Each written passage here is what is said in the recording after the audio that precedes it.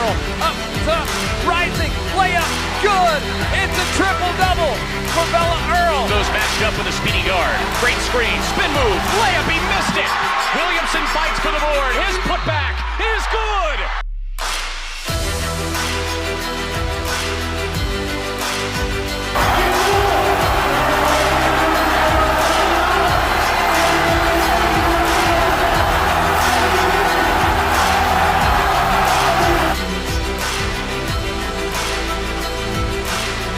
It is the start of August, which means the countdown to the 2025-2026 season begins anew. And unfortunately, in the WAC, it is the last dance, as the WAC in its current form no longer exists. But before we get to that point in March on the basketball side of things, we're going to have ourselves one heck of a regular season race after the departures of defending champion GCU and Seattle U for other conferences. We'll start our look at the conference by taking a look at Abilene Christian. And joining us this morning on the Straight Outta WAC podcast is the voice of the Wildcats, Andy Penny. Andy, how's it going? Hey, good, Daryl. I appreciate it. You know, we're triple digits right now in the great state of Texas. It is hot. I'm ready for basketball season because of that. But you know, the good thing is it did not get to 100 until here mid-July, which is about a month later than it normally is. So hopefully it came in late, but hopefully it'll leave at the same time. But glad to be with you, man. What a great WAC season a year ago, and it's hard to believe that here we go. It's going to be the last one, at least in the near future, for the Western Athletic Conference, which brings some anxiety as well as some great anticipation for what I think is going to be a fantastic year of women's basketball. Yeah, let's take a look at 24-25 for the Wildcats. Darn near a grade 8 appearance in the WNIT. Best first season above 500 in the WAC. Probably should have been a few more games higher, if not for the Peyton Hull injury at midseason. Yeah. And then just the improvement on the defensive leaderboard, I think, you know, under Yannick Denson has also been underrated. Let's take a look at first WAC play. Obviously, the Wildcats come in with that. What was it, 10-game winning streak? Yeah, nine-game winning streak over the holiday. Yeah. Then they open up WAC play with that thriller double OT loss against Utah Valley. They beat CVU and Riverside for, I think, the first time. Yep. They pushed GCU to the limit in that game at Moody. Yep. Just from the broadcaster's position, last year had to be a dream for Julie Goodenough and company, especially coming off the first losing season of her tenure.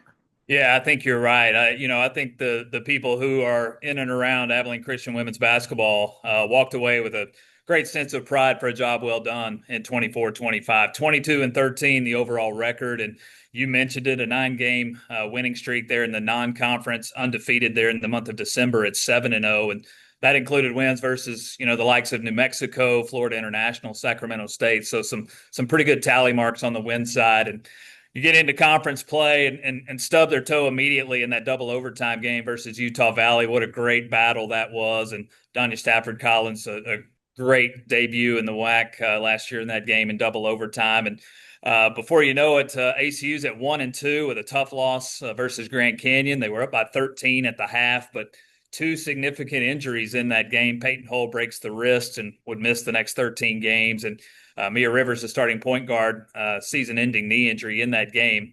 Grand Canyon did what they did to come back and win that game, but it was kind of one of those what could have been, I guess, with GCU in the season they had, and a 13-point lead for ACU at the half. But despite all of that, 1-2 in the WAC, and then those two significant injuries, ACU, their best finish in the WAC at 9-7, their first time over 500. What's funny is each of the first 3 years they had finished at 500, right at even 500. So at 9-7, with the injuries that they had, I think this team walked away from WAC play feeling really good, especially there at the end, a 3-game winning streak versus Tarleton, UT Arlington, and then at Orem versus UVU. Did not play well in Las Vegas, so we're feeling very fortunate to get the postseason bid in the WNIT. were able to string together a couple of wins and get to the Super 16 and finish 22-13. So from a record standpoint, I know that this team walked away feeling really good. And I think some of the intangibles that you don't see, wins and losses, but Julie Goodenough and what she did in her leadership, the camaraderie with this team and what they had this past year proved to be something pretty special in 24-25. Yeah, I couldn't agree more. And you look at the WAC this year, there's almost like there's two tiers of teams in our 7-team conference. Yeah. There's that team that core tier that has a lot coming back from last year, the ACUs, the CBUs, Utah Valley, Utah Tech, kind of that tier. And then you have that other tier of team, the UT Arlingtons, Tarleton States that are starting from scratch. And then Southern Utah, well, they have a bit back from last year. Tracy Mason has to replace most of her starting five. Yeah, it's going to be unique. I thought the same thing. It's going to be a wide open race, but I really think 1 through 7 is going to be competitive all the way through. And yeah, you're right on the money. Utah Valley brings back a lot of depth, especially there in the front court. I think with what Coach Nielsen does defensively and the size he brings back in the front court, they're going to be right in the mix, no doubt. Of course, Coach Olson and CBU, they dealt with injuries all of last year, but some big names coming back for them as well. The Chloe Lemons, the Grace Schmitz of the world. They're going to be competitive.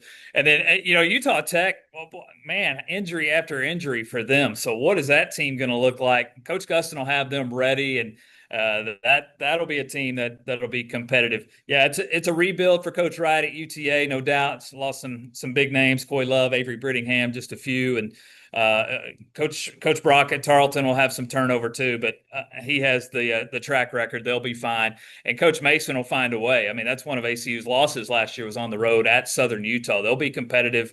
Ava Urick's a great player there at SUU, so I think 1 through 7, top to bottom, this is going to be a competitive, fun league. All right. GCU won the regular season by 6 games last year. Yep. Without kind of pegging who you think your regular season champion is going to be at this juncture, will the winning margin be fewer than 6 games? Oh, no doubt. No doubt. 18 games, there's plenty to get that margin, but I think the competitive nature is there top to bottom, that you're not going to see one team get away with a clean slate like what you saw GCU do last year. I don't think that's possible. But I do think over the course of an 18-game conference schedule, especially triple round robin, you're not going to see the spread first to second, but I think you'll know a true regular season champion knowing these teams are going to play each other 3 times. And let's take a look kind of at the roster that is coming back for this ACU program. Obviously, it starts with Peyton Hull, who, at least according to a fan poll I did on Twitter, is many people's choice for the preseason player of the year when we get to October. Yeah, I think so. And not to be biased, but I agree with that. And I think she's earned the right to carry that title here for the next year. You look at what Peyton's done. She was a leading scorer in the WAC at 19 points a game. That was over the course of the entire season. Did not qualify to hold that in WAC play. Only played 3 regular season WAC games, but 19 points a game. She's been here for 2 years now, and through her freshman and sophomore campaign, she's played 52 games in a Wildcat uniform.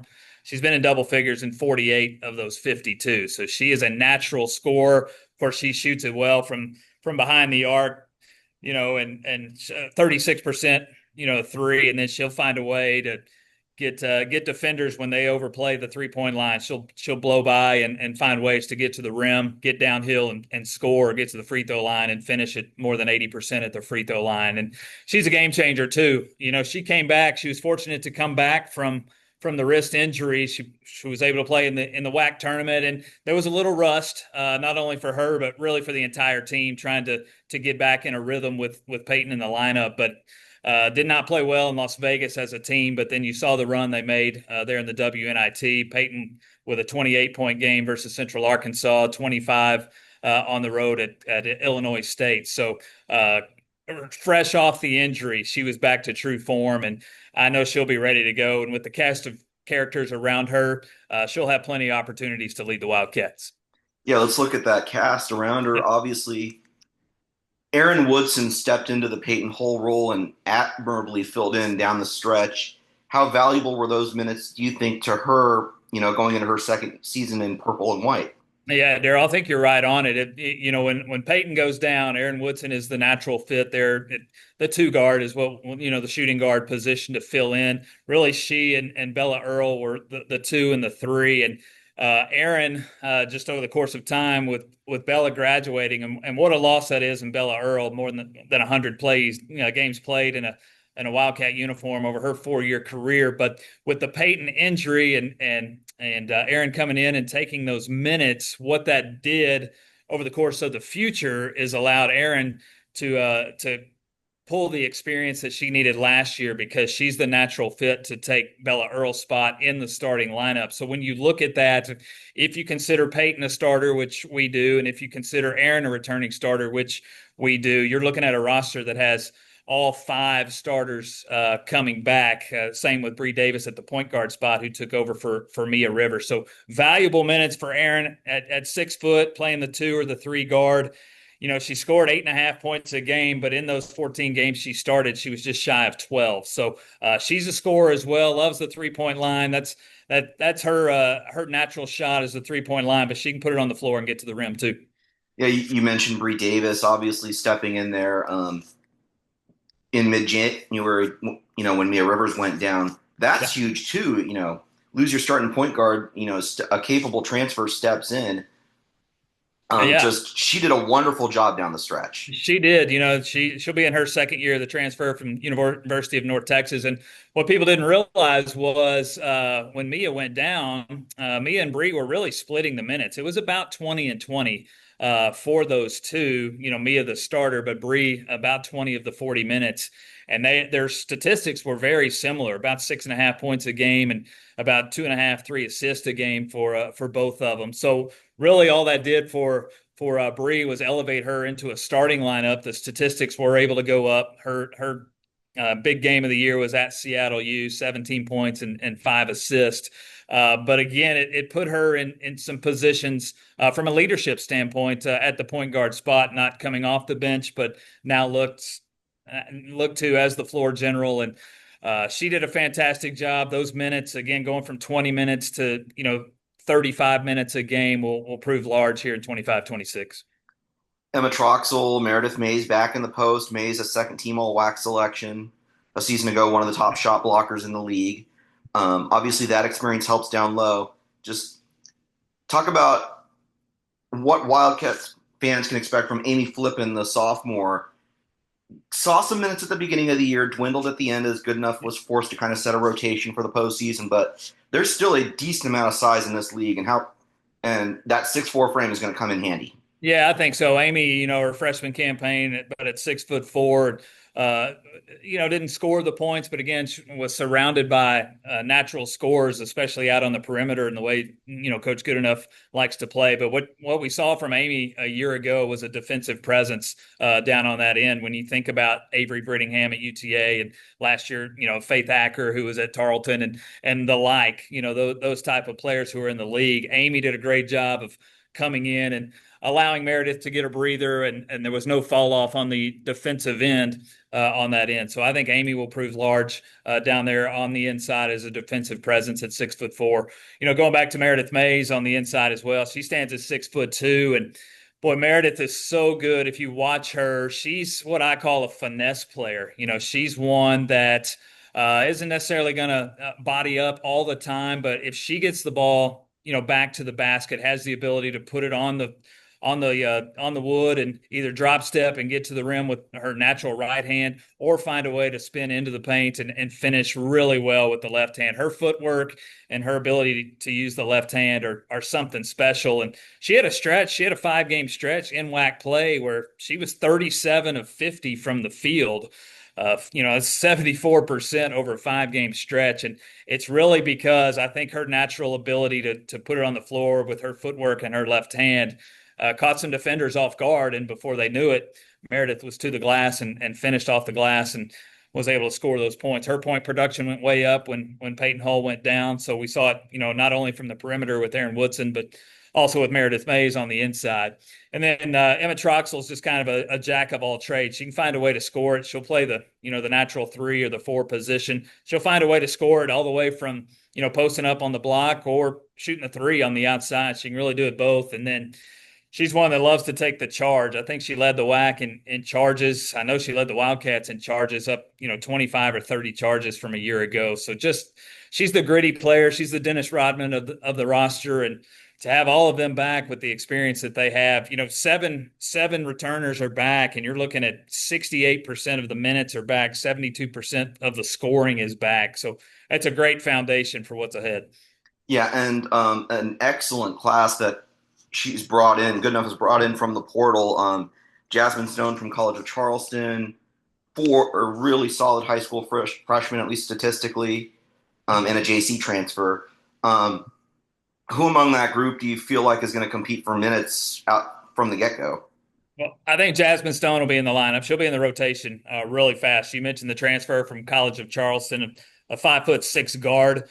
College of Charleston a year ago, 25-8, 14-4 in the Colonial, and Jasmine was right in the middle of that, coming off a knee injury from the year before. She missed the entire 23-24 year. So coming back last year, 24-25, and if you look at her stats, they really started to go on the incline, both minutes played as well as point production. She averaged about 7.5 a game, but that was in double figures over the course of the last 8 games, which is the end of conference play, the conference tournament, and then College of Charleston also in the WNIT. But she'll be in the lineup, I think, in a hurry. She had some relationship, past history with Yannick Denson in the recruiting process. That's how she made her way here to Abilene from College of Charleston. And she'll be an impact player. She's a downhill player. She can get to the rim. She likes contact. She'll finish at the rim, and she'll get to the free throw line. You'll see her score a lot of points that way. Jordan Coleman is the transfer from Triton College, a junior college in Illinois. And, she's not well known maybe on the national scene, at least on the Division I level, but what she did at the JUCO level is something impressive. In 2 years, she had 44 double-doubles. Including last year, she averaged 16.8 points and 12 rebounds for Triton, who was in the national tournament. I think she'll have a chance to be in the lineup with Meredith Mays. Mays, again, is more of the finesse player at 6'2". You're going to see Coleman. She's going to drop the shoulder. She's going to absorb the contact, and she'll find ways to finish around the rim too. So I think immediate impact players from both Stone and Coleman. And then 4 freshmen who come in they'll compete for minutes. It's a tough lineup to get into right now just because of the depth coming back and those 2 transfers. But Molly and Emma Daughtery, who are from South Carolina, they actually had relationship with Coach Goodenough, the family with Coach Goodenough. When Coach Goodenough coached out in South Carolina, they had family connections, and that's how Emma and Molly made their way to Abilene. Bree Riley's a point guard out of Houston. I think Bree will have a chance to play some minutes there at the point guard spot. She and Bree Davis will be there. Bree Riley is just a go-getter. She's a water bug. She's all over the floor, and she runs the point really, really well. That'll be a name that you'll hear, maybe not as much in 25-26, but she'll be in the mix over the course of the next few years. And then Riley Groman's a local product, Jim Ned High School, which is just south of Abilene here. She's just a natural scorer. Riley's going to score a lot of points. She'll remind you of an Erin Woodson when she gets an opportunity to play. I think their playing styles are very similar.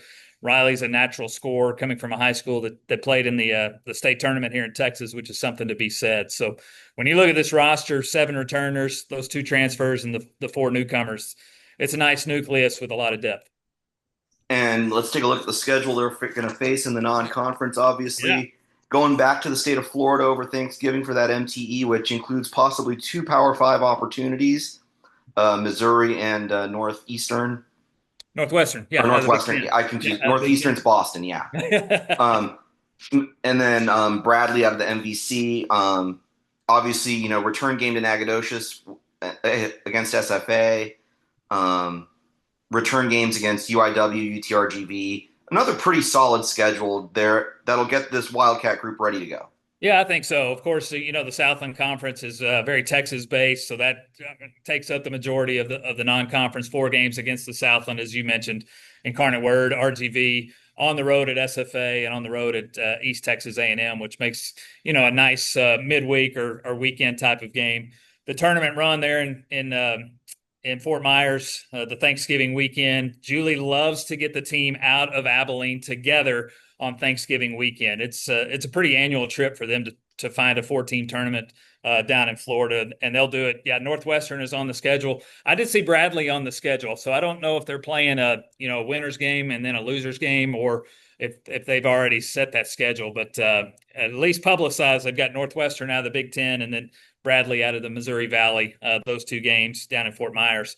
Interesting game versus Texas Tech out of the Big 12. Of course, Texas Tech's in West Texas, as is Abilene, and they're going to play a neutral site out in Odessa, which is about 2.5 hours to the west of Abilene, kind of between Abilene and El Paso. Big fan base, big alumni base for both ACU and Texas Tech out in Odessa, and I think that'll make for a fun non-conference matchup. And then the ACU Christmas Classic here, just the weekend before Christmas. Tarleton will be here in Abilene as well, and it's a scheduled setup as ACU will play Montana on the first day, Tarleton will play Buffalo, and then they'll flip. ACU will play Buffalo on the second day, Tarleton and Montana. Buffalo won the WNIT a year ago, so that's a program that will come down and be very competitive in the non-conference. So 13 non-conference games. A few Division IIIs in there just because of proximity here to Abilene to get some games on the schedule, but 13 non-conference games that I think will prove beneficial before conference play gets here. Yeah, you mentioned that Buffalo team winning the WNIT, and then Coach Becky Burke takes the job over at Arizona when Adia Barnes comes over to SMU. So that'll be probably a reloaded team that not a lot of folks really expect a lot out of this year, just because she left, and I think they took a decent amount of losses out of the portal with the coaching change. Sure. And then obviously take a look at this WAC schedule, the triple round robin, the way they did the schedule this year. Anything stand out to you other than the minimization of the close proximity games? Yeah, how crazy is it, man? Triple round robin, first of all. These teams are going to know each other well. It almost feels like, the NBA playoffs, best of 7 series, and by, games 5, 6, and 7, those guys aren't too fond of each other. I don't think we'll get there with just a triple round robin, but man, it just right when you think you finished a team, you can put that scouting report back on the shelf. It's going to be time to pull it right back down. I look at ACU's schedule, and they make 2 trips to St. George in the month of January before Utah Tech makes a return trip. So, that's a unique setup. 2 trips to Southern Utah, and then, of course, a trip to Utah Valley. So there will be a lot of time spent, Daryl, by the Wildcats out there in Utah. So just get ready for that. But, 2 trips to UTA from a scheduling standpoint and a travel standpoint is a good thing for the Wildcats. They don't have to go out west quite as much, but CBU comes twice, Utah Valley comes twice, and Tarleton comes twice to Abilene. So some of the heavy hitters in the league will have to make their way to Abilene. Abilene's not an easy place to necessarily get to. You're either flying to DFW and then busing 2.5 hours to Abilene, or a second flight to Abilene, just depending on, budget and travel schedule. But, it's a tough place to play, and some of the big hitters have to come here twice, which will make it tough. The one thing for ACU, I think they have a trip in early January where they play in Riverside on a Thursday night and then have to make their way back home for a Saturday afternoon game, I believe, against Southern Utah. So that's a tough thing. I know that's happened before. I remember UTA had to do something similar last year where they played at Seattle on a Thursday night and then a home game on a Saturday afternoon. So, it's nothing new for these teams. I think they're used to it, but it'll certainly be a grind January and February. Let's kind of take a look at, the WAC era for ACU. I was talking to you earlier, kind of talk about, before we get into this year, like your top 3 or 4 games that you've called in Moody in the WAC era. Oh, yeah. I think number one that sticks out for me, I think I have to go early January of 2024. California Baptist came here. It's the year that CBU won the WAC and played UCLA in the NCAA tournament. I believe they were 15-1 at the time. And ACU was fortunate enough to get them to overtime. Chloe Webb went crazy for CBU. She ended with 37 that day. gets into overtime. Meredith Mays plays over her head as a freshman, has her first career double-double. Bella Earl with a career high in points, I believe, at 23. CBU, we get to the end of that game, and because of, one, the injuries, Grace Schmidt was out that year and some other injuries, and then because of foul trouble, CBU ended the game, only had 4 players on the floor for the final possession, final offensive possession. Felipa Barros misses a 3 at the buzzer that would have sent it to double overtime. ACU held on and won 96-93. I think that's number one on my list by far. Great game to call. Didn't go ACU's way, but last year the double overtime game, Utah Valley and ACU, 64-63 in double overtime. And I think what was great about that game is it was game number 1 out of the chute for the WAC schedule, and it just set the tone for what was ahead for the next 2 months of basketball.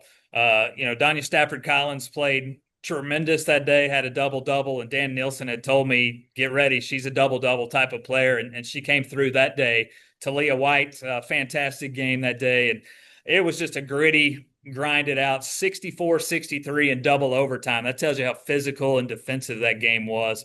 Great one to call. And then, one from my very first year, this is back, this might even be the Southland days, so forgive me, but it was Stephen F. Austin. Of course, ACU, SFA both took time in the WAC, but this was in 2020, and SFA was head and shoulders above everybody in the Southland. But I don't know if you remember the old Moody prior to the renovation, but and you probably don't, Daryl. That's No. probably before your time. But prior to the renovation at Moody Coliseum, there were actually bats that lived up in the ceiling, and they would come out at dusk at about 6:30, 7 o'clock. And during the second half of that game, there were probably 100 to 200 bats flying around in circles just underneath the ceiling in Moody Coliseum. At the time, the game was pretty close to tied. I think it freaked out SFA and their entire roster, and ACU ended up winning by about 20 that night. So I'll find some pictures. I'll find some video. I'll send it your way. It was a classic Moody Coliseum game that ACU upset SFA that night.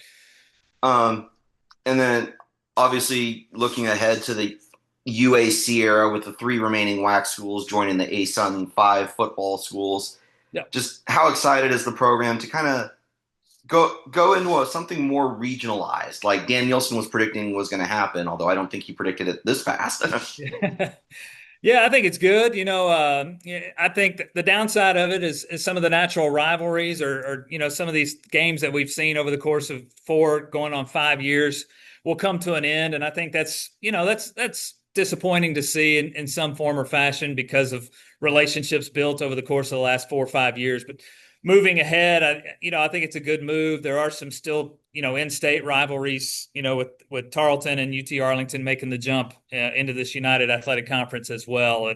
And this just, some new teams, Austin Peay, Eastern Kentucky, Northern Alabama, West Georgia, and Central Arkansas, who's a former Southland opponent as well. So some natural rivalries in Texas, but some new blood in there as well. And, of course, you never know a year from now. You can look at history and say these teams have been good, but in this day and age of transfer portal, who knows? So instead of flying out, west, I guess we'll start making some trips out to the east next year. Andy, how do you think the the team is going to handle the success from last year and the hunter's role, as it were? Yeah, I'm going to take you back here, Daryl, to 2019. ACU won the Southland, and it's their only NCAA tournament. After winning the Southland tournament, they make the NCAA tournament. They lose to Baylor in the first round, but it was a fantastic year. And then move ahead from 2019 to 2020. The Wildcats had all sorts of expectation on them because the roster was back. The foundational pieces were back. And there were high expectations in 2020. And that team met those expectations. They were 24-5, had every intention of winning the Southland Conference tournament. And, of course, March of 2020, COVID hits. The conference tournament, the NCAA tournament are canceled. That team was 24-5 and had met the expectations that were put on them. It's unfortunate that we didn't get to see that play out in tournament play. I think that the 25-26 team is very similar to that 2020 team. They know that the expectations that are on them, they're coming off of some success, not an NCAA tournament per se, but their best season in the WAC, their longest run in postseason play, at least in our Division I history, which is now a dozen years. So they know the success they've had. They know the expectations that are on them. I mentioned right when we started that the camaraderie of this team has been something special. It was special to watch. This class of juniors, which is Peyton Hull, Meredith Mays, Emma Troxel, and now Aaron Woodson, who's in the mix. That core is really strong from a leadership standpoint and from a camaraderie standpoint. And we've seen that through the summer. They've pulled this roster of 13 really close together, where they're going to be unified in battle when they hit the court. I think the talent is there, X's and O's wise, statistics wise. I think the intangibles are there for this team as well. They'll have to do it on the court. It's not going to be easy, but I think it's a team that you'll see be very competitive and win some games here in this next year. One of the other fan questions was like Peyton Hull's ceiling.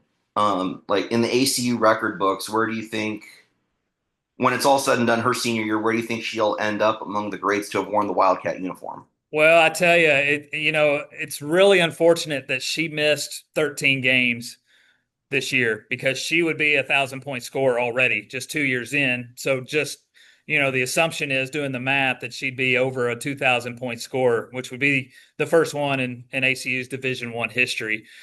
She took this program by storm. I think it was about game 4 or 5 of her ACU career. They go on the road, and she scores 30 plus in back-to-back games. She did it on the road at Navy. She scored 34, and then come home and they open conference play. And I don't know if you remember, we played 2 conference games I remember, yeah. Thanksgiving. We play UT Arlington out of the chute, and she's coming off a 34-point game, and she puts up 31 on UT Arlington. She's 6 games into her career already with 2 30-point games, and I think it was an indicator of what was to come, and she's met that so far. There's some great players who have come through here. Dominique Golightly, Brianna Wright, some names from the Southland Conference days. Bella Earl being one of those who just ended her career. But, Bella gets to 1,000 points midway through her senior campaign. Peyton's knocking on the door of that, minus 13 games of her sophomore year. She's a great team player. She's gonna find ways to win, and if it's her scoring, she's gonna do that. But if it's using the other 4 on the court, she's gonna do that too. So I think she's more worried about trying to get this team a WAC tournament championship, regular season championship, and playing in the NCAA tournament again. And then obviously, can they sustain the defensive improvements that they've made from a year ago? That's the other big question I have. Yeah, I think so. Again, when it comes back to, I mentioned this a couple times, so forgive me, but I just think the camaraderie of this team, and, when you think about the minutes played last year, 70% of those minutes are coming back. Bella Earl, the majority of those who are not, but 70% of those minutes are coming back.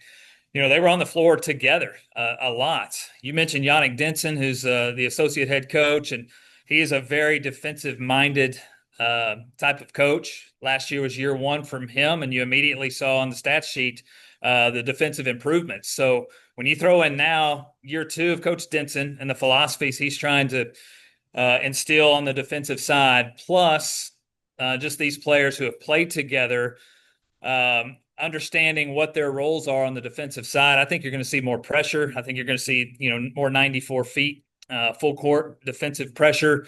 But then, again, in the half court, I think it's a team that, one, they can defend in the man-to-man really well, but their help defense, like I mentioned, Emma Troxel up 25, 30 charges a year ago. She's one that understands her role as, help defense, and I think that goes throughout this lineup.